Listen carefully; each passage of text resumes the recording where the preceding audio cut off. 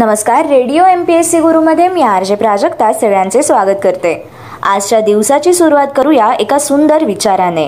माणसाला दोनच गोष्टी हुशार बनवतात, एक म्हणजे वाचलेली पुस्तके आणि दुसरे म्हणजे भेटलेली माणसे. मित्रांनो, आज आहे 29 सप्टेंबर. जाणून घेऊया आजच्या दिवसाचे विशेष. 29 सप्टेंबर हा जागतिक कर्णबधीर दिन म्हणून जगभरात साजरा केला जातो. कर्णबधिरांना न्याय, अधिकार आणि समानता मिळवून देण्यासाठी या दिवसाचे औचित्य साधून गेल्या 6 दशकात वर्ल्ड फेडरेशन ऑफ द डेफ या संस्थेकडून विविध प्रकारच्या कार्यक्रमांची या दिवशी आखणी केली जाते. जगात कर्णबधिरांच्या प्रश्नांवर खऱ्या अर्थाने काम करण्यास सुरुवात झाली ती 29 सप्टेंबर 1951 या दिवशी. याच दिवशी इटलीच्या रोममध्ये जागतिक कर्णबधीर महासंघाची म्हणजेच वर्ल्ड फेडरेशन ऑफ द डेफ यांची स्थापना झाली. यामुळे हा दिवस जगभरात आंतरराष्ट्रीय कर्णबधीर दिवस म्हणून ओळखला जातो.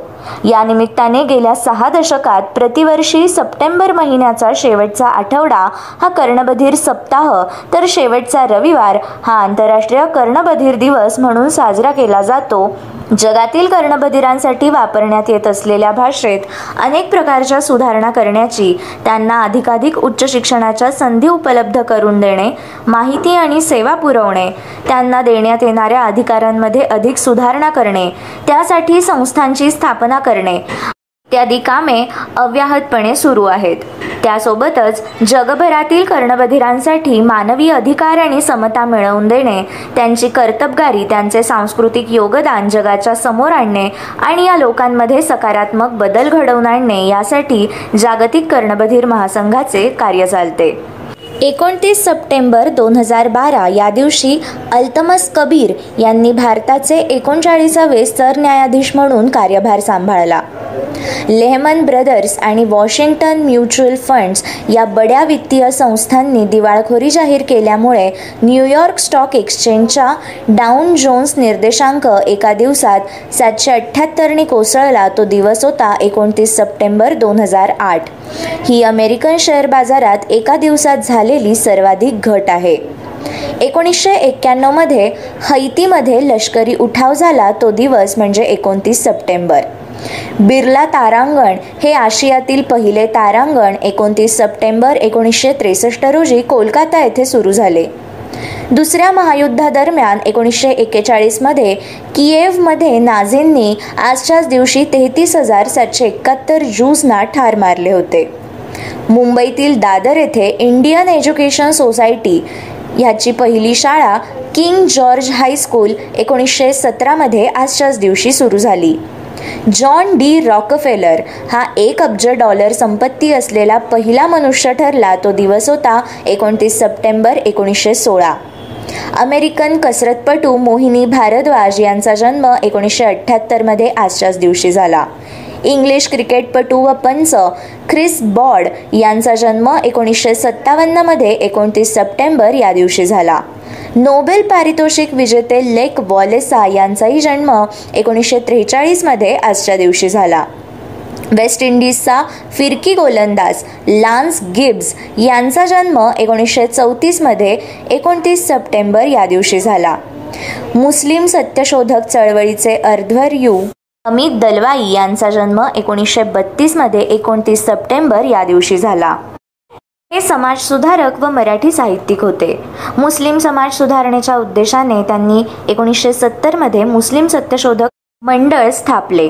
मुस्लिम समाजाच्या शिक्षणाचा व भाषा माध्यमाचा प्रश्न, मुसलमानांचे मराठी साहित्य, मुस्लिम समाजात आधुनिक विचार प्रसाराचे प्रयत्न अशा अनेक प्रश्नांवर हे सत्यशोधक मंडळ काम करत आले आहे. विनोदी अभिनेता, दिग्दर्शक आणि निर्माता महमूद यांचा जन्म 1932 मध्ये आजच्याच दिवशी झाला. राष्ट्रीय सुरक्षा सल्लागार ब्रजेश मिश्रा यांचा जन्म 1928 मध्ये 29 सप्टेंबर या दिवशी झाला. समाजसेवक डॉक्टर शरदचंद्र गोखले यांचा जन्म 1925 मध्ये 29 सप्टेंबर या दिवशी झाला.